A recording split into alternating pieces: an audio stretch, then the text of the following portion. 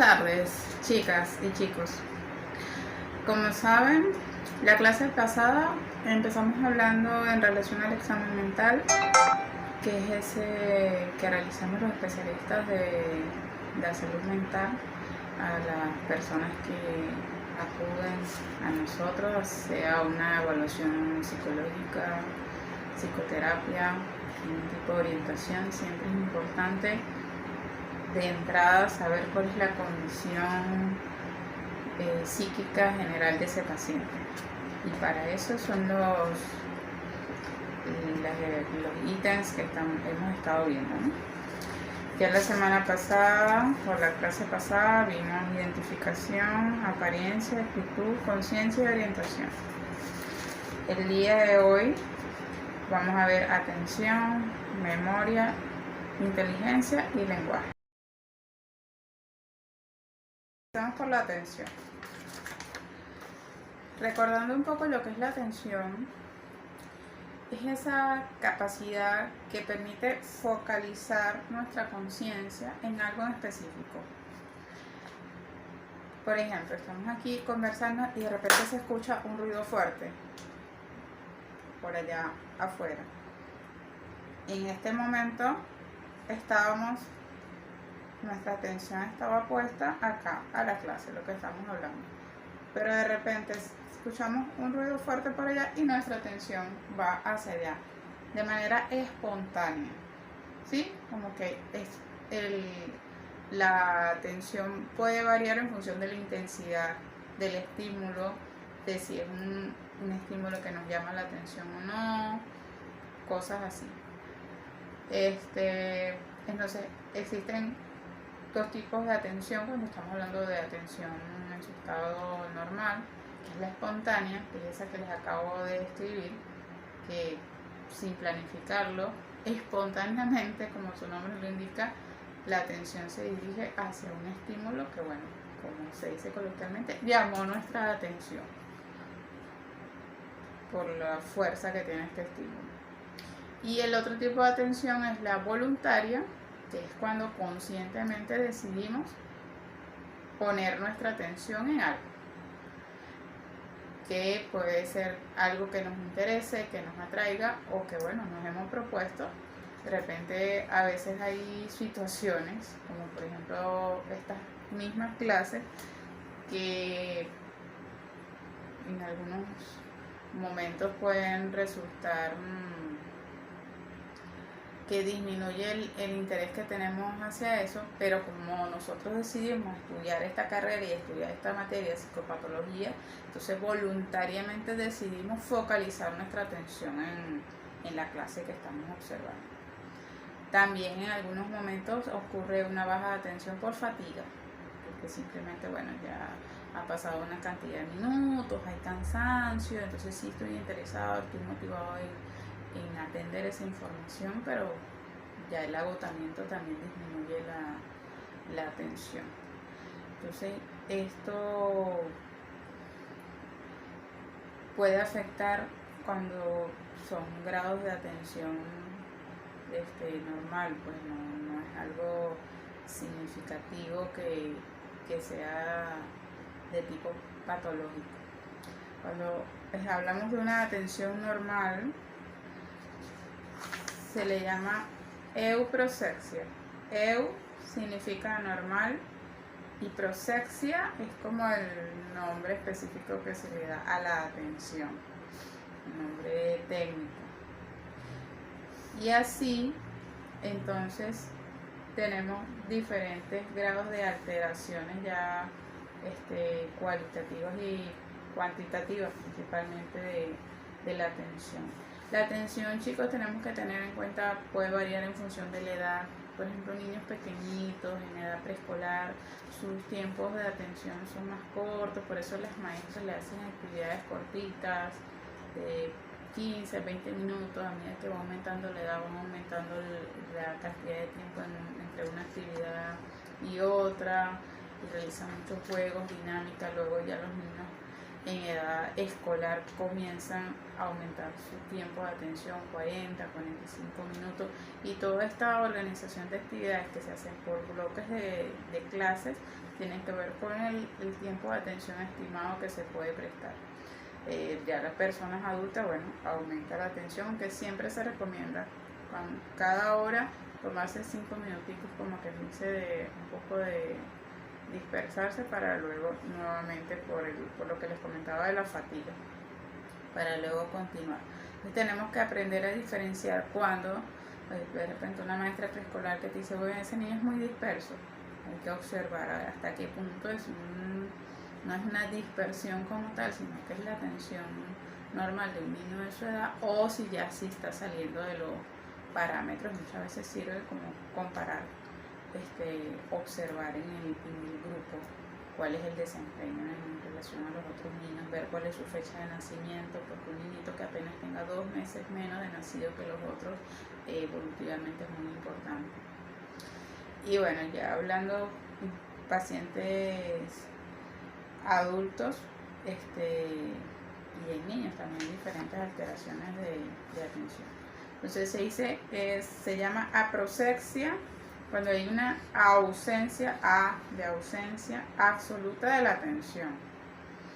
Esto es algo bastante complicado, porque una ausencia absoluta de atención será ya una persona que está en un sopor, en un estopor o en coma. Ya vimos los grados de conciencia, o sea, sus niveles de conciencia son muy bajos. Por tanto, si la atención, estamos hablando que es focalizar la conciencia en algo, si ya tienes la conciencia baja, es muy difícil focalizarla en algo.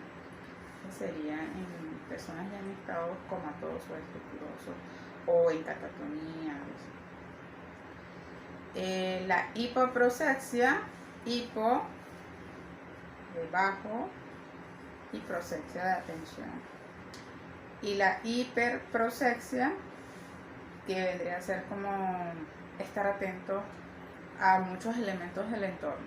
Y aquí conversando con ustedes, pero también estoy escuchando por allá otra persona que está hablando y estoy atento a cualquier ruidito, cualquier movimiento. Entonces mi atención, y puedo mantener el hilo de la conversación. Observo también que no es que me pierdo entre los estímulos, porque ya si me pierdo en los estímulos ya no sería una hiperproxexia, sino una hipoproxexia. Es que tengo facilidad para dispersarme, es una atención baja. Entonces, bueno, hay que observar muy bien y ver si la persona que estamos evaluando puede como que mantener el hilo de la conversación para ver si su atención se mantiene o más bien se dispersa con facilidad. Capacidad cognitiva, cognoscitiva, vendría a ser la memoria, que la memoria, bueno, tiene que ver ya con esa capacidad para fijar información, para retener información. Se dice que en los procesos psicológicos básicos son atención, concentración y memoria para el aprendizaje. Si no, hay mucha gente que llega con quejas de memoria, ay, que se me olvidan las cosas. Entonces uno empieza a indagar su día a día y te das cuenta que es una persona que tiene demasiadas actividades diarias, que tiene muchas ocupaciones, muchas responsabilidades, tiene que estar atento a muchos procesos a la vez. Entonces allí ya esa persona, si tiene tantas cosas que hacer, como dicen, multitareas, se le hace difícil focalizar la atención. Entonces si ya se te hace difícil focalizar la atención, como que aún más complicado pasar al siguiente paso, que es la concentración. La atención, como les decía, es estoy aquí y de repente, bueno, mi atención se vuelca espontáneamente hacia un ruido, o yo voluntariamente la pongo en algo. Pero cuando ya pasa eso a unos segundos en que yo sostengo la atención, es concentración, como su nombre le indica. Concentración, como círculos concéntricos que te permiten sostener esa atención en algo. Entonces, atención, focalizo. Concentración cuando me mantengo ya por mayores periodos de tiempo concentrado en ese estímulo, sea visual, sea auditivo o el que esté experimentando. Y la siguiente etapa sería entonces la memoria. Sin atención y concentración no es posible memorizar. Tengo que fijar la atención y mantenerla para poder memorizar. Ajá. Como ustedes habrán visto en las psicologías generales, hay diferentes tipos de memoria. Tenemos la memoria de fijación, la memoria de evocación, la memoria de conservación y la de reconocimiento. Esta es una de las clasificaciones porque hay muchísimas clasificaciones de la memoria. También tenemos que ser memoria a corto plazo, memoria a largo plazo. Hay muchísimas clasificaciones de la memoria. Para estos fines yo me voy a quedar con esta de evocación, fijación. Recordemos que la memoria de fijación es esa que nos hace recordar los eventos como que más recientes. Yo estoy aquí hablando con ustedes y de repente algunos de ustedes me preguntan qué almorzó. Es como que un evento reciente. O esta memoria de fijación es la que suele alterarse en las personas con demencia, que de repente muchos familiares cuentan, no, bueno, de repente estaba desnudo en la sala. ¿Cómo es eso? Bueno, porque la persona fue al baño, se iba a bañar, se quitó la ropa y después una vez que estaba en el baño no se acordaba porque se había quitado la ropa y bueno, empieza a caminar por la casa sin ropa. Para nosotros puede ser gracioso, pero para los familiares es algo muy fuerte. ¿Cómo estás caminando en la casa así? ¿Qué pasó? Se le olvidó que se iba a bañar. Entonces son pequeños periodos de tiempo que es lo más reciente, lo más cercanito, que es lo que es la memoria que suele alterarse en las personas con demencia, que vendría a corresponder en este gráfico que les hice aquí a la anterógrada, que es esa memoria de lo que va ocurriendo recientemente. Por eso mucha gente se sorprende y dice, bueno, pero es que él se acuerda de su infancia, se acuerda de su mamá, se acuerda hasta de sus abuelos, se acuerda de todos sus hermanos, se acuerda de cuando fue a los 10 años a un viaje en familia, porque la mayoría, las personas con demencia suelen tener la memoria del pasado, que es la retro, aquí les coloco abajo pasado, la retrógrada se le dice, conservada, que es también la que se le llama memoria de evocación, ¿sí? Esa que nos permite la capacidad de evocar eventos del pasado, traer al presente eventos del pasado, ¿sí? Traerlos en el sentido de representación mental, traerlos y recordarlos, expresarlos. Okay. Entonces esta tipificación de la memoria es la que más vamos a trabajar aquí, es la que vamos a observar en los pacientes, cómo está su memoria retro-anterógrada, que la podemos ver así en conjunto, sería como una memoria global o por separado. Retrógrada, cómo está la memoria del pasado de ese paciente, o anterógrada, que es cómo está la memoria de aquí en adelante. Si yo le digo al paciente, por ejemplo, le voy a mencionar 3 palabras, por favor necesito que las memorice: casa, perro, escoba. Y en 2 minutos se la pregunto, ¿cuáles son las 3 palabras que te dije hace 2 minutos que memorizara?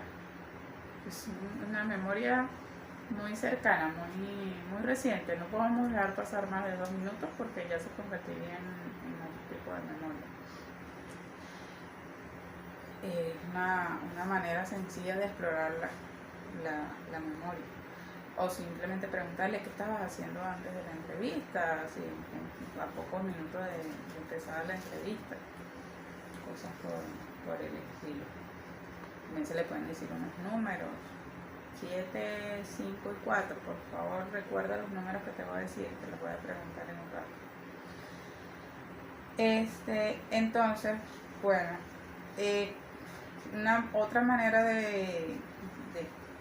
una estrategia mnemotécnica en relación para aprendernos esta fórmula es que, por ejemplo, ubicamos aquí donde está la rayita el evento que le sucedió al paciente. Por ejemplo, en este caso, pónganle que tuvo algún episodio de enfermedad mental. Entonces se ubica aquí, o un evento traumático, un golpe en la cabeza, chocó el carro y se golpeó, tuvo latigazo, ¿okay? Entonces, para medir entre el retro y el anterógrado, se toma como centro el evento traumático. Entonces, del evento traumático para atrás es retro, antes del evento traumático, el pasado. Y del evento traumático en adelante sería lo anterógrado, que es el presente y lo que va sucediendo continuamente. ¿Ok? No sé si no recuerdo, hablando de memoria, si ya se los dije que la retrógrada es la que se le llama entonces memoria de evocación y la anterógrada memoria de fijación. En este esquema, otro tipo de memorias, como les mencioné al comienzo, también son las de reconocimiento, y que vamos a ver también algunas alteraciones más adelante al respecto. Otra forma de clasificar las alteraciones en la memoria es a partir también de sus elementos cuantitativos, como vimos ahorita con la atención, que el hiper y el hipo, igual lo vemos aquí en la memoria. Entonces, en el caso de la memoria, cuando hablamos de memoria nos referimos a amnesia, con M-N, necia, por eso siempre amnesia, bueno, viene de ahí, necia. Y en la atención, recuerden que era prosexia. Es importante que lo aprendamos. Entonces, si es una memoria aumentada, sería una hipernesia. Muy necia. Hipernesia, chicos. Estas son técnicas mnemotécnicas para acordarnos de la cosa. Hipernesia. Demasiado necia, eso es que es demasiado, se acuerda de todo, tiene una memoria impresionante. Hipernesia. O todo lo contrario, una memoria baja, que sería la hiponesia. Entonces, un ejemplo común de la hipernesia, así sin esta hipernesia, es uno de los eventos específicos, estos que mencionan las personas de cuando tienen una experiencia cercana a la muerte, que pasan por el túnel y recuerdan de manera impresionante los momentos acaecidos en su vida. Pasa en cuestión de segundos. Es un recuerdo flash de muchos eventos vitales. Y hay una en específico que es hipernesia prodigiosa, que es lo que comúnmente uno llama como esa gente, los niños prodigios, tienen esas capacidades de memoria impresionantes, por ejemplo en relación a imágenes, esa capacidad de ver algo, una figura muy compleja, y a los pocos, a un minuto, puedes recordar gran cantidad de detalles de la misma. O bueno, también se dice que tiene que ver con el interés. O sea, si a una persona le interesa mucho algo, te puedes aprender. Si te interesa, te lo aprendes. Entonces, esa persistencia de aprender eso, te puedes aprender los nombres de las estrellas, los nombres de los dinosaurios, los nombres de los países, las capitales, el número de habitantes, los colores de la bandera, las imágenes como tal de las banderas, o sea, la información que interesa a esa persona con esa capacidad de memoria, por capacidad, pero también por el interés hacia esa información. Y la hiponesia, esta suele verse una disminución en la capacidad de memoria que se suele ver en las personas con trastorno del desarrollo intelectual. Por ejemplo, veía en un colegio donde trabajé, había un niño que la maestra acudía a mí desesperada porque me decía, le enseño hoy, no sé, Un ejemplo, los números del 1 al 20 y el muchachito se los aprende, pero cuando viene mañana ya se le olvidó. Es una capacidad de memoria muy reducida, tiene olvidos con muchísima facilidad. Es como la memoria es esa capacidad de incorporar información nueva. Esta persona no puede incorporar mucha información. Las maestras tienen que enseñarles otras estrategias, cierto material de apoyo, realizar otro tipo de estrategias para la enseñanza de las matemáticas, del área que les toque enseñar. Porque bueno, ya una dificultad que tiene el niño que le pongas que tienes que aprendértelo repetición, lo olvida. Continuamos con otras alteraciones también de la memoria. Estas son alteraciones cuantitativas y estas son alteraciones cualitativas. Algo que se me olvidó por acá es cuando la memoria está bien, o sea, se le llama memoria. Cuando vamos a hablar de esa parte del examen mental, se dice memoria retroanterior conservada, si toda de manera global está bien. O en caso que no sea así, si es completa, que está alterada, se dice memoria retroanterógrada alterada. O también lo que se conoce como amnesia global, que sería ya como que abarca las diferentes áreas de la memoria. O si es solamente una de estas, por ejemplo, como decía, con las personas con demencia, memoria retrógrada alterada, no conservada, porque ellos recuerdan el pasado, y memoria anterógrada alterada, y esta capacidad de recordar la información nueva de lo que están viviendo cotidianamente, por ejemplo. Ahora sí vamos aquí con otros tipos de amnesia, que ya les nombré la amnesia global, que sería que abarca tanto eventos del pasado como los eventos que van sucediendo. Una amnesia global. Generalmente este tipo de amnesia tienen que ver con dificultades orgánicas, ya con daño cerebral, con un traumatismo muy fuerte, tumores, cosas así que son orgánicas, biológicas. Y suelen ser más de atención del neurólogo. Nosotros como psicólogos ayudaríamos más a la familia a entender esa situación, hacer acompañamiento emocional porque se preocupan mucho por lo que le está sucediendo a su familiar, un poco contener a esos cuidadores de las personas que tienen amnesia. Tenemos acá las amnesias diferenciadas. Esta es bien llamativo, este tipo de amnesias, porque es como una amnesia diferenciada en función del área sensorial específica, o sea, solamente vinculada con lo visual o solamente con lo auditivo, no recordar cómo se dice determinada palabra, o amnesia semántica, como específica de algún campo sensorial. O sea, no es que es una amnesia ni del pasado, o sea, no es una amnesia temporal del pasado, de los recuerdos de lo que va sucediendo, sino específicamente de campos visuales, auditivos.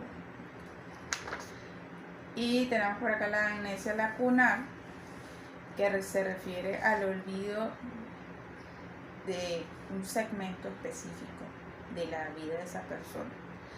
Suele suceder muchas veces porque tiene un accidente de tránsito, se dio un golpe en la cabeza, un traumatismo craneoencefálico, y luego la persona no puede recordar ese episodio.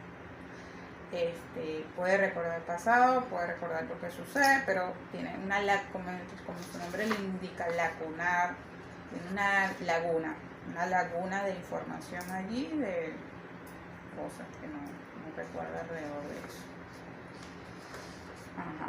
Ya estamos bien por acá, seguimos. con las alteraciones de la memoria.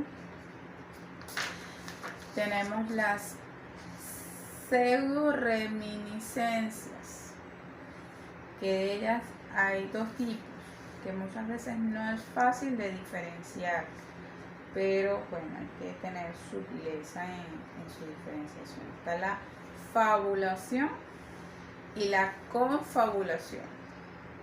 ¿Okay? Son familia, evidentemente, pero son diferentes.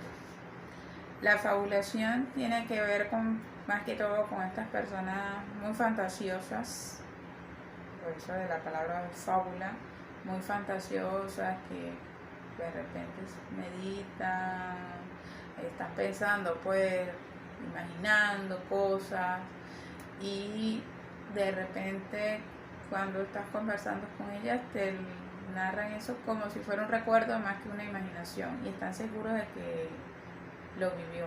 Ahí en la guía daba un ejemplo como de un chico o una chica que hablaba de una pelea o algún episodio con un perro, y una cosa así bien extraordinaria, que se notaba que era imposible que hubiera sucedido con esa persona por un evento ahí como de forcejeo con el perro que implicaba fuerza o algo así. La persona no se observaba que no tenía esa capacidad de fuerza. Esa persona convencida de que eso sucedió. O sea, es la sustitución de la imaginación, productos de la imaginación, de fantasía, como que si ocupara un espacio de la memoria. Eso es así y eso sucedió. Hay que indagar bien, porque bueno, hasta qué punto, cuando veamos las alteraciones del pensamiento, eso podría constituir una idea delirante también, porque hasta qué punto está tan convencido la persona de que eso realmente sucedió. Entonces, eso lo exploraremos cuando veamos el pensamiento. Y en el caso de la confabulación, esta se da muchísimo en personas con demencia, muy frecuente, que ellos sencillamente tienen lagunas de memoria en diferentes porciones del tiempo, y de repente, ay, ¿te acuerdas cuando, no sé, si una viejecita la va a visitar, cuando hicimos tal cosa? Y no, o sea, realmente no recuerda, y entonces llena ese evento con fabulaciones, con confabulaciones. Mete otras cosas, se inventa cosas para llenar un poco esa laguna de recuerdo. Entonces a veces uno escucha hablando de esos viejitos, que, ay, aquella vez cuando yo viajé en un tren y me fui lejos, llegué a Suiza, y bueno, los hijos saben que nunca fue a Suiza ni nunca se montó en un tren, pero el viejito insiste, y eso es una confabulación, pues, y hay algo que no se acuerda de repente entre el año 1958 y el 59, y rellena, como quien dice, la memoria con esa información. El falso reconocimiento se refiere a que la persona cree reconocer personas o lugares que realmente no conoce. Pero es así, yo te conozco, te acuerdas que nosotros estudiamos juntos, y no, está teniendo un falso reconocimiento. Recuerden, el reconocimiento es otra de las fases de la memoria, como que ver una información que previamente ya tenemos guardada en la memoria, entonces hacemos como una especie de match entre lo que está guardado y cuando vemos ese estímulo real, entonces lo reconocemos. Sí, es muy común, muy fácil de ver en reconocer a las personas. Entonces, bueno, puede pasar con lugares, con personas, como que, sí, ya yo he venido aquí. La diferencia con el déjà vu, que es la siguiente: en el déjà vu las personas tienen esa extraña sensación de ya haber vivido algo o de ya haber estado en ese lugar, pero esa persona no tiene, o sea, la vivencia es diferente. Esa es una extraña sensación, pero no lo lo asegura como que sí, ya lo viví, ¿no? En el falso reconocimiento sí hay como, es así, ya yo vine aquí o ya yo te conozco. En el déjà vu no, en el déjà vu queda como esa duda, esa sensación de extrañeza, ¿será que lo conozco? ¿Será que ya viví esto? ¿O será que ya vine a este lugar? Queda así como una nebulosa. En el jamás vu es todo lo contrario. Es algo que realmente sí sucedió, algo que la persona sí vivió, que otras personas saben que fue así, pero esa persona tiene la sensación de que no. Yo jamás viví eso. Yo jamás vi eso. A mí me sucedió con mi esposo, que vimos una película y años después nos encontramos nuevamente en la película y decidimos verla de nuevo porque ya la habíamos visto y él me dice que él jamás vio esa película y sí la vimos juntos, pero él me dice no, jamás, yo nunca he visto esa película. Entonces bueno, eso es un jamás esa sensación de a ver, estoy viéndola por primera vez. Ok, continuamos.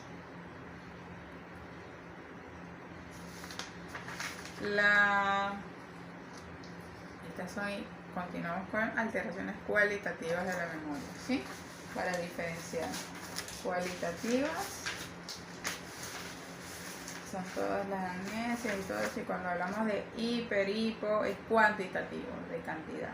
Todas las demás son cualitativas. Ajá. Ya se me olvidó qué era esto. Para amnesia reduplicativa.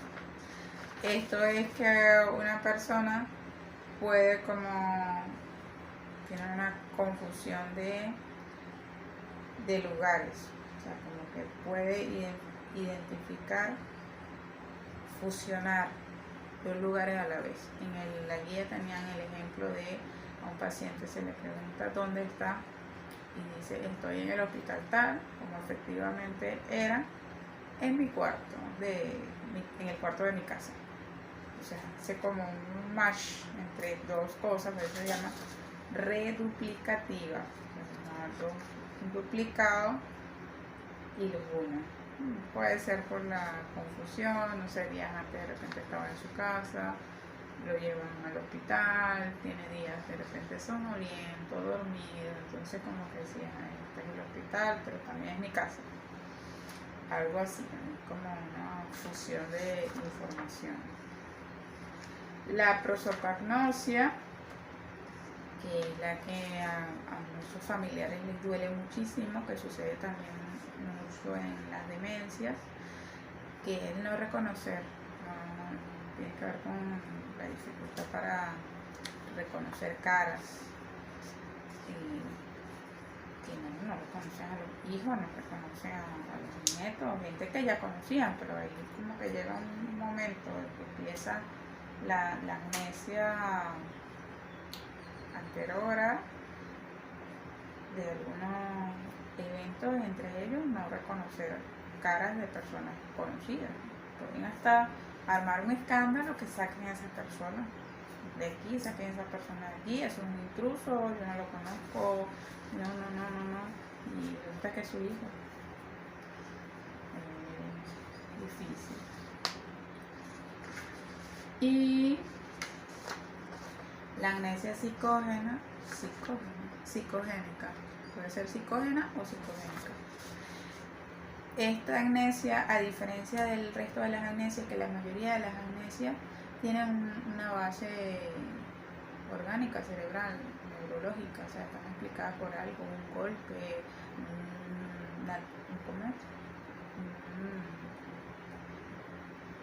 episodios degenerativos, como en el caso de la demencia, por senilidad o por alguna enfermedad, o sea, Alzheimer, o la específica que le esté sucediendo a esa persona, que esté originando neurológicamente esas alteraciones en la memoria. Pero en el caso de la psicogénica no es así, como su nombre lo indica, tiene que ver más con aspectos psicológicos, emocionales. Entonces pueden ser amnesias como de periodos específicos de tiempo, de situaciones en específico. Ahí en la guía tienen un ejemplo muy fuerte que yo lo he escuchado, cuentos así de gente que se le muere algún familiar y siguen sirviéndole la comida. Entonces, es como en ese momento nada más, en el momento de hacer y servir la comida, que le siguen poniendo el plato de mesa. Después lo recogen igualito y después todas las otras personas saben que sí, que falleció, pero siguen como que teniendo ese ritual, como si la persona estuviera viva. ¿Okay? Sería cuestión de indagar hasta qué punto tiene que ver con una amnesia o tiene que ver más con una necesidad, porque en el fondo es una necesidad de que perviva, ¿no? De que persista la imagen de esa persona. Ajá. Entonces ya terminamos con la parte de la memoria. Existen muchísimos tipos de amnesia, también tienen muchas formas de clasificarla, por eso es decir memoria a corto plazo, memoria a largo plazo, dependiendo de como que la teoría de origen de la que tú partas de la clasificación de la memoria, también de allí entonces vas a clasificar las amnesias. También hay muchísimos nombres de amnesia en función de quién la descubrió, de cuál área específica, cuál función, de qué manera es que se refleja, pero bueno, esos son ya aspectos muy específicos, ¿no? Como de tipo neurológico. Lo importante es que ustedes tengan la noción de que, bueno, que hay una pérdida de memoria que puede ser en su fase de fijación, evocación, reconocimiento o conservación de las memorias, que es guardar esa información y que se puede alterar de diferentes maneras, tanto de manera cuantitativa, que es que la capacidad de la memoria suele tener como un límite, y es que ese límite sea mayor, en el caso de la hipermnesia, o que sea menor, en el caso de la hipomnesia, ¿no? Que guarda menos cantidad de códigos. Ahora vamos con la inteligencia, que es el siguiente proceso cognitivo que exploramos en el examen mental, que se los expreso aquí de manera bastante resumida, pero no porque la inteligencia sea algo fácil de evaluar, ni de ver, ni de nada por el estilo. Pero en el caso del examen mental, nosotros como tal no vamos a aplicar un test de inteligencia, ni vamos a determinar un CI, un coeficiente intelectual. Eso ya sería un caso específico que se le haga una evaluación psicológica completa a esa persona en relación al área intelectual. Pero en el momento del examen mental, que es como esta impresión, escuchen bien, impresión, es una impresión, no es una afirmación, es una impresión general que se va a hacer en relación a la inteligencia del paciente. Lo vamos a hacer en función del lenguaje y de la capacidad de razonamiento, pensamiento lógico. Recordemos que la inteligencia es esa capacidad global del individuo para actuar con un propósito, ¿no? Esa relación objetivo-fin. Te propones algo y llevas a cabo una serie de pasos para lograr un objetivo. También la capacidad para pensar racionalmente y manejar eficazmente el ambiente que rodea a la persona. Comúnmente cuando se habla de la inteligencia dice esa capacidad para resolver problemas, esa capacidad para utilizar los conocimientos, la información que ya tenemos para resolver situaciones que se nos presentan en la vida cotidiana, en el día a día. ¿Qué hacemos con eso? ¿Cómo se dice?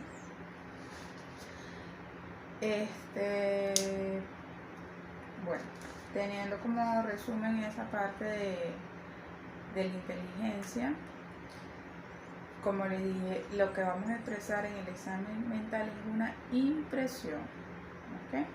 Entonces la impresión está ahí, por ejemplo, partimos del promedio, bueno, inteligencia impresiona el promedio en esa persona que estamos evaluando. Cuando, bueno, no observamos de repente dificultades para expresarse, completa las frases, tiene una secuencia organizada y lógica en la expresión de su lenguaje, el tipo de palabras que utiliza, si tiene el vocabulario.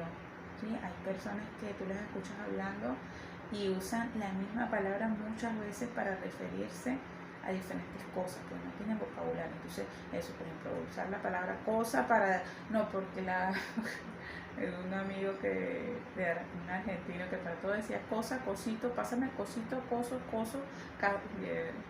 y era ya como una boletilla, ¿no? Pero también eso denota pobreza en el vocabulario. O sea, el vocabulario es la cantidad de palabras que manejamos para referirnos a algo. Muchas veces la gente, por ejemplo, ahorita uno escucha hablando y todo el mundo habla del tema, ¿no? Porque el tema, y todo es el tema. O aquí, bueno, que las personas suelen usar como que un denominativo y eso puede ser lo que sea. O sea, puede referirse a la silla, siéntate ahí en esa cosa. O pásame el teléfono, pásame ahí la cosa esa. Todo es la cosa. Y me dio una cosa, para referir que le dio unas palpitaciones. Pues no tiene como que dice el vocabulario para desarrollar eso. Eso no quiere decir que sea una persona con una inteligencia inferior al promedio, ¿ok? Pero sí nos habla de la utilización de sus procesos lógicos racionales. Para que sea una inteligencia inferior al promedio, bueno, tiene que haber un significativo deterioro de la capacidad. Generalmente, cuando nosotros estamos hablando del examen mental, tiene que ser muy notorio que sea inferior para nosotros afirmarlo. O tiene que ser muy notoria la superioridad, o sea, superior al promedio de una persona con unos análisis muy efectivo, con muchísimo vocabulario. Uno se queda impactado, inclusive es una manera de detectar qué capacidad de análisis, ¿no? Generalmente, a menos que haya una sospecha muy específica, nos mantenemos con una inteligencia que impresiona promedio o inteligencia limítrofe, que es como un límite entre el promedio inferior, como quien dice allí en la línea, que puede pasar el límite. Una inteligencia que puede ser limítrofe, es necesario continuar explorando con test específicos de inteligencia que puedan determinar. No vamos a escribir todo esto, simplemente inteligencia que impresiona entre promedio y limítrofe, que es necesario explorar. O si es muy evidente, bueno, inferior al promedio, explorar con test de inteligencia. Ya, porque cuando ya estamos hablando de inferior al promedio, nos referimos a los trastornos del desarrollo intelectual, que puede ser leve, moderado, grave, profundo, y bueno, hay que especificar cuál es el nivel de CI para poder detallar cuál es se dice que un CI por debajo de 70 ya está dentro de lo que sería inferior al promedio. Pero como les digo, en el examen mental nosotros no vamos a tener un medidor del CI. Entonces la inteligencia la vamos a ver en resumen más por la capacidad del lenguaje, la riqueza de ese lenguaje, el establecimiento del pensamiento lógico de la persona, que lo vamos observando en la misma conversación. Hablando del lenguaje, el siguiente proceso cognitivo que vamos a revisar. Bueno, el lenguaje tiene muchísimas expresiones.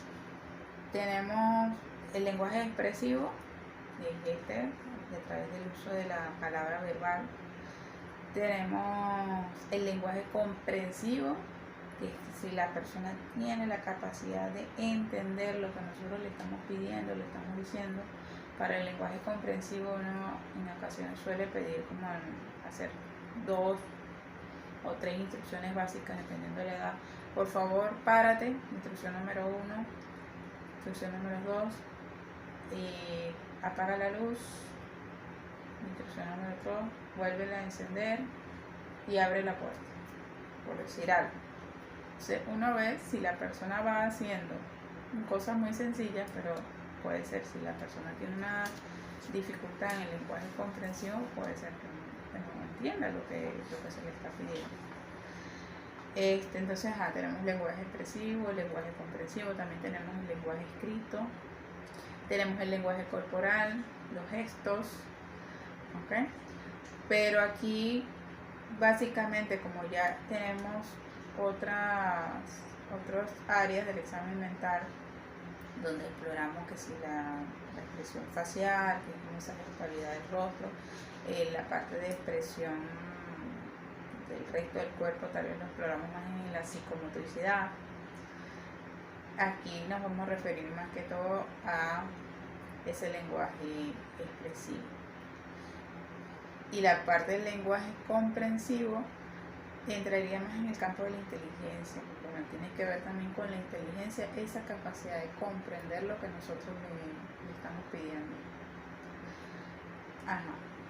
Entonces, existe también muchísimas alteraciones del lenguaje, muchísimas, con diferentes nombres, con diferentes apellidos, dependiendo del área del lenguaje que se altera, dependiendo también, muy parecido a lo que les hablé ahorita de la memoria, dependiendo de la persona que descubrió ese tipo específico de alteración del lenguaje.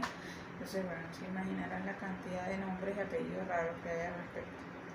Pero bueno, yo les voy a expresar como que las que más se usan, las más típicas en el caso del examen mental, y algunas no tanto que se usen, pero un poco para que ustedes manejen los conceptos, que es importante que los tengan presentes en el manejo, sobre todo con interdisciplinario y con otros profesionales, porque realmente, por ejemplo, si ustedes están evaluando a un niño y se dan cuenta que necesita terapia en lenguaje, bueno, si ustedes se lo mandaran a un terapeuta de lenguaje, es importante que tengan conocimiento de cuál es el lenguaje técnico a utilizar para poder hacer la referencia, pero los detalles específicos, eso se va a encargar el terapeuta de lenguaje. Para eso existe esa especialidad, ¿ok? Pero nosotros tenemos que conocerlo, primero para detectarlo y segundo para poder transmitirle al otro profesional cuáles son las alteraciones que observamos y por eso lo estamos refiriendo. De todas maneras, siempre estas son cosas que podemos revisar, o sea, y ampliar. Ustedes cuando vean psicología clínica infantil y juvenil van a ver más detalles relacionados a los trastornos del lenguaje, los trastornos del neurodesarrollo en general. Y bueno, aquí vamos a hacer un muy pequeño esbozo de las alteraciones del lenguaje. Vamos a empezar por la parte normal. Cuando está normal, igual como lo mencionamos para el resto, se llama EU de normal, y el lenguaje específico hablamos de lalia, eulalia. Entonces ya llevamos 3. En el caso de la atención, euprosexia, que es la parte normal. Cuando hablamos de memoria sería nesia, con M, nesia. Que si es ausencia de memoria, amnesia, o bueno, lo que ya hablamos. En el caso de la lengua, entonces sería eulalia. Que vámonos aquí un poquito al final porque es lo más sencillo de ver antes de ver esta parte. Cuando uno de los elementos que se evalúan en el caso del lenguaje es la velocidad de hay pacientes que el lenguaje se les enlentece muchísimo, ¿sí? Puede ser en el caso de pacientes deprimidos o en el caso de pacientes con algún tipo de daño cerebral, pueden tener dificultades en la articulación, y los pacientes deprimidos, bueno, pues por sus ganas de no hacer nada, entonces suelen hablar bajito, más lento. Si están profundamente deprimidos, muy deprimidos, casi ni les es audible. lo que dicen. Entonces, eso, el lenguaje lento, así, y se queda así como ido, es porque se sienten, están muy decaídos. ¿Okay? Entonces, eso se llama bradilalia. Bradilalia, bradi de lento, bradilalia del lenguaje. Y el caso opuesto sería taquilalia, que sería más bien la aceleración del lenguaje. Un lenguaje muy rápido. Esto se ve básicamente en los pacientes maníacos. Hablan muy rápido. En algunos momentos yo he visto pacientes que hablan tan rápido, pero tan rápido que es ininteligible. O sea, es imposible entender lo que hablan, de lo rápido que hablan. ¿Okay? Muchas veces la taquilalia va acompañada también de otra alteración del lenguaje que le llamamos verborrea. El verborrea es transmitir mucho información a la vez. Entonces es rápido y mucho, ¿sí? La cantidad es veloz y mucha información. Entonces se le atropella, y eso viene de aquí, del pensamiento, ¿okay? Piensan tan rápido, piensan tantas cosas a la vez que lo quieren transmitir y la forma como sale es ininteligible. De repente por eso, quién sabe, en algún momento en la antigüedad se pensó que eso era un lenguaje extraño, ¿no? No son ningún lenguaje extraño, es que no se le entiende. Y yo lo he visto, es una cosa impresionante. También un radiecito así, cuando uno aumenta la velocidad, los videos, y como que se agotan a nivel respiratorio tratando de transmitir la información. Es impresionante, ¿verdad? Taquilar. Ajá. Yéndonos ahora a otros aspectos del lenguaje. Estos creo yo que son los más fáciles de ver y uno de los que nosotros vamos a detectar en el examen mental con mayor facilidad. Si es el lenguaje, si está eulálico esa persona, si está bradilálico o taquilálico. ¿Okay? Continuando con las alteraciones cualitativas del lenguaje, que son estas que tenemos acá, tenemos las afasias y las disfasias, que básicamente su expresión es la misma, pero la diferencia es que la afasia se debe a un daño cerebral. La persona viene con un lenguaje normal y de repente tiene un traumatismo cerebral, un tumor o algo así, y comienza a tener afasia. Afasia o disfasia es lo mismo, pero esto es algo congénito, ya la persona nació con eso o es producto del desarrollo. Es que son alteraciones en el lenguaje verbal, escrito, en alguna de la forma de expresión del lenguaje. De repente una afasia, la persona escribía y de repente deja de escribir o escribe de manera diferente, garabato, ya no tiene la misma escritura. O una persona adulta que hablaba normal y de repente tiene un accidente, un daño cerebral, un ACV. Han visto personas con ACV que quedan con dificultades en la expresión del lenguaje, que puede ser disartria. Disartria es cuando hay problemas de articulación y con esa dificultad para el movimiento de los músculos de la boca para transmitir la información. Así les cuesta articular las palabras o las letras. ¿Okay? Las disfonías, que tienen que ver más con la alteración de la fonética, el tono de bola, si es muy agudo, muy como en los extremos, esa fonética. Tenemos las parafasias, que pueden ser fonéticas o pueden ser verbales. Fonética es el intercambio de una letra por otra. Por ejemplo, quiere decir amigo y dice amiso, o quiere decir perro y dice pelo. Entonces hay una sustitución de una letra por otra y eso genera la parafrasia fonética. Es lo que conocemos más como los errores de pronunciación. Y las verbales o semánticas es ya el intercambio de una palabra completa. Ajá. Y el otro tipo de alteración son los neologismos, que aquí ya es inventar palabras nuevas, o sea, son palabras que no existen. En el caso de las parafraseas verbales es que de repente uno está hablando y vas a decir una cosa y dices otra, ¿sí? Ay, no sé, ¿dónde dejaste la llave? No, bueno, realmente la dejó sobre la mesa, pero dice, no sé, no por memoria, sino por errores en la expresión del lenguaje. Cuando uno dice algún disparate así, no sé, la dejé en el congelador, la llave en el congelador.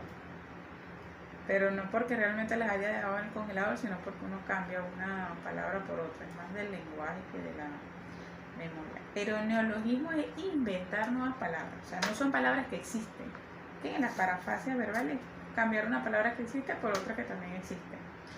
Pero en los neologismos es inventar palabras. Esto es muy común en los pacientes con esquizofrenia, que producto de sus mismas alteraciones en el pensamiento, inventa palabras nuevas. Entonces de repente están hablando contigo y dicen, no, porque el cucuchí, ¿qué es eso? No, bueno, eso es, te dicen algo, eso es esto, y te muestran un objeto. El reloj es el cucuchí, una palabra que inventó, eso es un cucuchí, siempre ha sido cucuchilla. Entonces a veces también el lenguaje puede tornarse incoherente, que es otra alteración del lenguaje, el lenguaje incoherente, que es difícil, no, el lenguaje debería, así como el pensamiento, debería tener un hilo conductor, ¿ok? Entonces el lenguaje se hace incoherente cuando la persona no es capaz de llevar un hilo conductor en el lenguaje, sino de repente está hablando de una cosa, salta para otra. También se le conoce como lenguaje disgregado. Son como niveles diferentes de lo mismo.